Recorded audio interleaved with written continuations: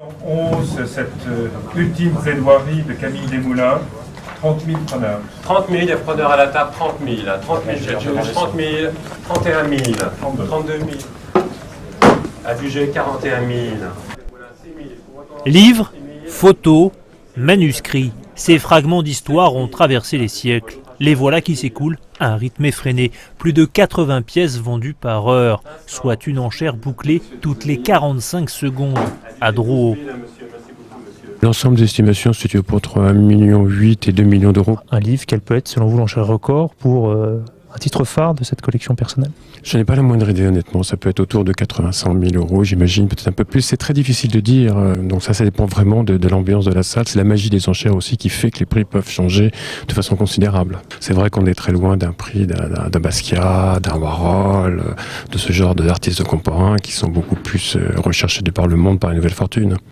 Quelques jours plus tôt, dans cette même salle, versant plus intime, 450 pièces de la collection personnelle de Dominique de Villepin, certaines attendues, d'autres plus surprenantes. Une photographie de Che Guevara, c'est pas forcément compatible avec l'image qu'on peut se faire de Dominique de Villepin? Au contraire, c'est une collection, c'est un homme qui est très ouvert et sa collection est le reflet de cette ouverture. Et puis au fond, c'est l'image de l'éternelle jeunesse de la Révolution. Et c'est une formidable photographie en tirage d'époque de la fin des années 60, tirée peu après la mort du Che et qui a servi d'icône, qui était accrochée dans les clubs politiques et les clubs sociaux à Cuba. Dans les rayonnages, cet exemplaire de la première constitution de la République française datant de 1791. Il s'agit de l'édition originale, un des 5 exemplaires imprimés sur peau de vélin, donc ce n'est pas du papier, c'est bien de la peau animale, donc c'est des exemplaires de luxe. Quelle pourrait être l'enchère atteinte par une telle pièce?